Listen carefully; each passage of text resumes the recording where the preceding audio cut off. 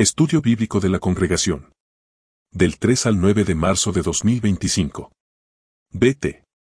Capítulo 23, párrafos 9 al 15 y recuadros de las páginas 184 y 186.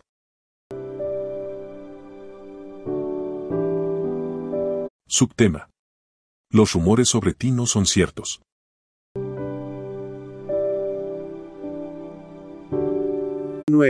¿Qué enseñaba Pablo acerca de la ley mosaica? Pablo enseñaba que la ley mosaica ya no estaba en vigor para los cristianos, ya que la muerte de Jesús la había anulado.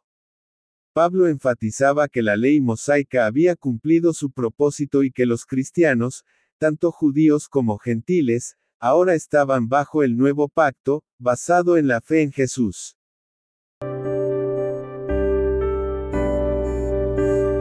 Adicional. A los gentiles, Pablo les explicaba claramente que no estaban obligados a seguir la ley mosaica, y les advertía que era un error tratar de obligarlos a circuncidarse o a obedecerla.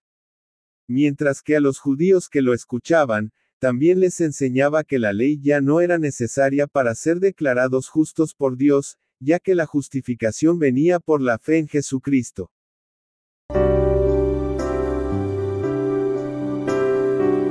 10. ¿Por qué decimos que el punto de vista de Pablo sobre la ley y la circuncisión era razonable? Decimos que el punto de vista de Pablo sobre la ley y la circuncisión era razonable porque mostraba comprensión y equilibrio. Pablo no imponía reglas estrictas sobre estas prácticas, sino que permitía que cada uno tomara decisiones personales basadas en su conciencia. Por ejemplo, respetaba a quienes preferían mantener ciertas costumbres judías, como no trabajar en sábado o no comer ciertos alimentos.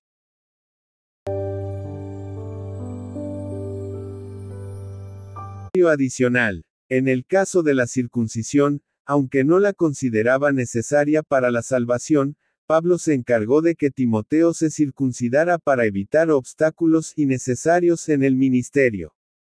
Pero por otro lado, enseñó que lo verdaderamente importante no era la circuncisión física, sino la fe que actúa por medio del amor. Sin embargo, si reprobaba a quienes insistían en seguir la ley o en imponer la circuncisión como requisito para la aprobación de Jehová, ya que eso demostraba falta de fe en el nuevo pacto.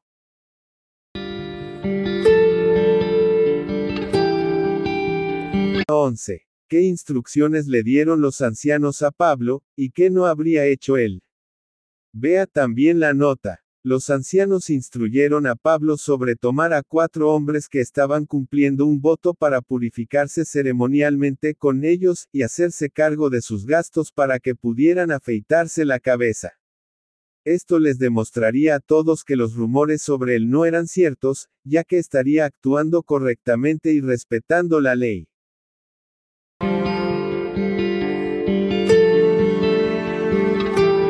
Adicional. Con esto, Pablo no habría hecho algo que contradijera las enseñanzas cristianas o que implicara que la ley mosaica seguía siendo obligatoria para los cristianos. Su participación en este acto sería más bien una muestra de consideración hacia los hermanos judíos, pero no significaría que estuviera promoviendo la obediencia a la ley como requisito para la salvación.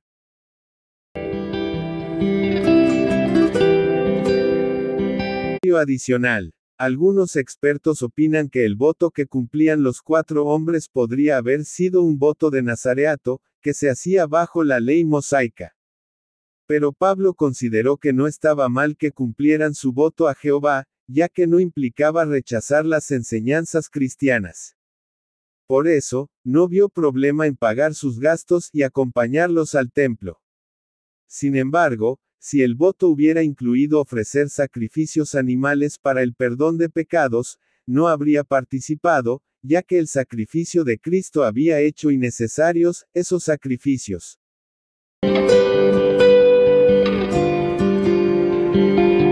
12. ¿Cómo demostró Pablo que estaba dispuesto a colaborar con los ancianos de Jerusalén?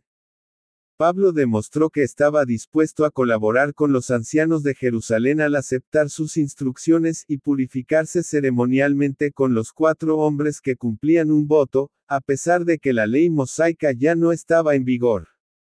Aunque el problema principal no eran los rumores sobre él, sino la insistencia de algunos cristianos judíos en seguir la ley.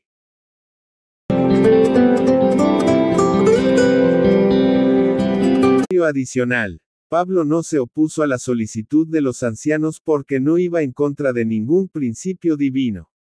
Siguió su propio consejo de hacerse, como bajo ley, para ganar a los que estaban bajo la ley, aunque él mismo no estaba bajo la ley. Este ejemplo nos enseña la importancia de cooperar con los ancianos siguiendo el principio de Hebreos 13 versículo 17, en lugar de insistir en que las cosas se hagan a nuestra manera. Subtema. No merece vivir. 13. Parte A. ¿Por qué formaron una revuelta en el templo ciertos judíos? Ciertos judíos de Asia formaron una revuelta en el templo porque vieron a Pablo y lo acusaron falsamente de haber llevado gentiles al templo. Esta acusación sin base provocó que la multitud se enfureciera y comenzara a golpearlo hasta casi matarlo si no intervienen los soldados romanos.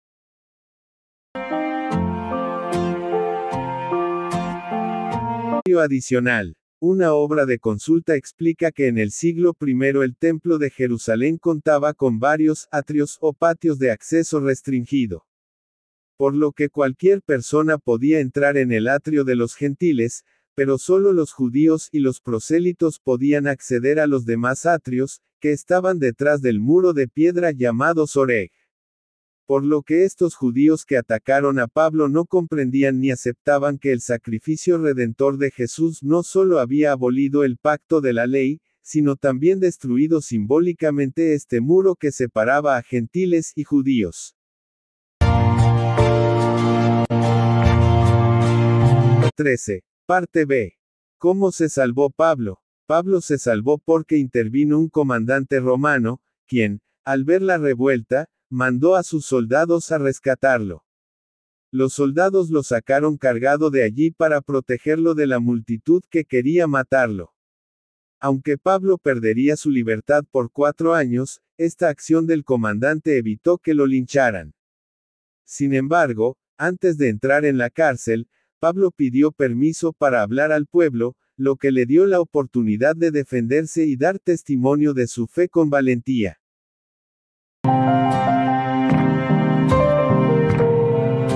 Para los párrafos 14 y 15, parte A.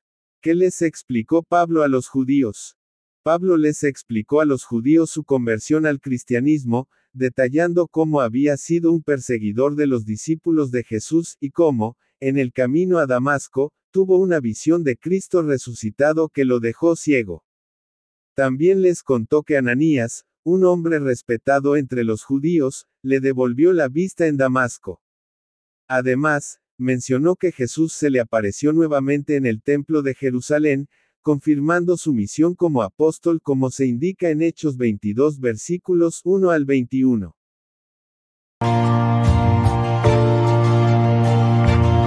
Para los párrafos 14 y 15, parte B. ¿Qué medidas adoptó el comandante romano para descubrir por qué estaban tan furiosos los judíos? El comandante, primero metió a Pablo en el cuartel para protegerlo de la multitud que quería matarlo. Luego, ordenó que le dieran latigazos para obtener información, pero Pablo reclamó sus derechos como ciudadano romano, lo que detuvo el castigo. Finalmente, el comandante organizó una reunión del Sanedrino Tribunal Supremo Judío, para que Pablo se presentara ante ellos y se aclarara la situación.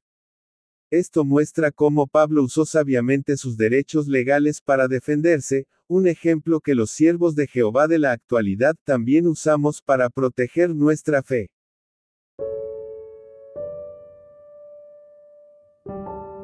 Comentario del recuadro, la ley y la ciudadanía romanas.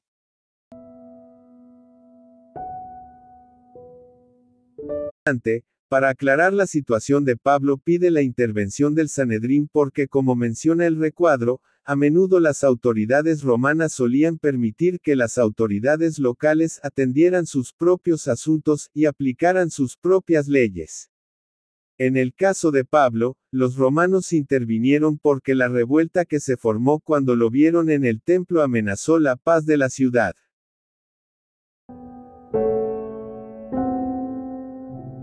Los soldados romanos iban a golpearlo. Pablo hizo uso de los derechos de su ciudadanía romana porque, como menciona el recuadro, dentro del imperio, quienes no eran ciudadanos romanos no tenían muchos derechos.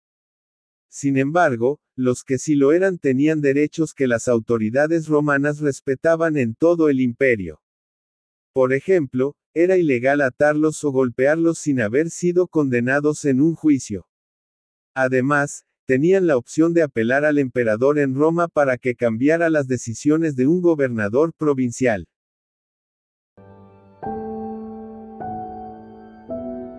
Uso de los derechos de su ciudadanía romana porque al parecer alguno de sus antepasados varones consiguió la ciudadanía, aunque no se sabe cómo. En este sentido el recuadro menciona que había varias maneras de conseguirla. Heredándola de los padres, concedida por los emperadores como recompensa por los servicios prestados al gobierno romano, los esclavos que compraban su libertad o eran liberados por un romano, los soldados que luchaban en el ejército romano hasta terminar su servicio militar, y en determinadas circunstancias, la ciudadanía se podía comprar.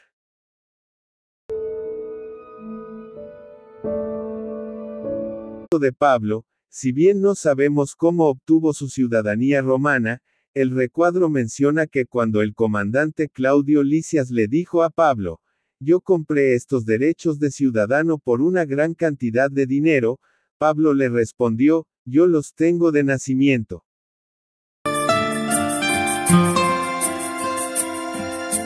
Lisias era al parecer griego de nacimiento y adquirió la ciudadanía romana por una gran suma de dinero durante el reinado de Claudio, y, como era costumbre entre los que obtenían dicha ciudadanía, adoptó el nombre del emperador que gobernaba entonces. De allí su nombre Claudio Lisias. En cambio, Pablo la tenía de nacimiento. Lo que no se sabe bien es cómo la obtuvo alguno de sus antepasados varones. Aunque semanas atrás estudiamos que Pablo era ciudadano romano de nacimiento tal vez porque a su padre se le había concedido la ciudadanía romana por servicios prestados. Se menciona en el recuadro, en el siglo I no había muchos ciudadanos romanos en Judea. Ya que fue en el siglo III cuando se les concedió la ciudadanía romana a todos los habitantes del imperio.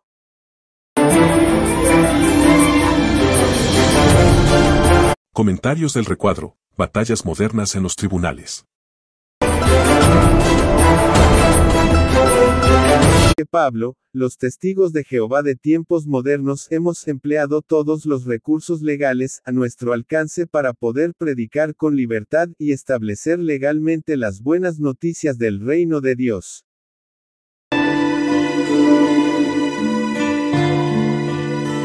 1920 y 1940, cientos de testigos de Jehová fueron arrestados en varios países por distribuir publicaciones bíblicas. Por ejemplo, en Alemania había 897 casos pendientes en 1926, lo que llevó a la creación de un departamento de asuntos legales en la sucursal. También, en Estados Unidos, durante los años 30, se detenía a cientos de hermanos anualmente por predicar de casa en casa, con 1.149 arrestos solo en 1936. Para apoyarlos, también se estableció un departamento de asuntos legales en ese país.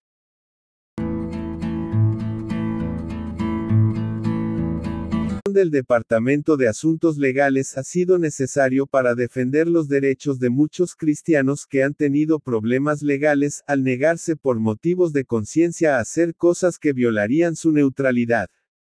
Por otro lado, nuestros enemigos en algunos países han acusado falsamente a los testigos de sedición, y eso ha provocado que los gobiernos hayan prohibido por completo la obra. Sin embargo, con el tiempo muchos países han reconocido que los testigos no somos ni representamos ninguna amenaza.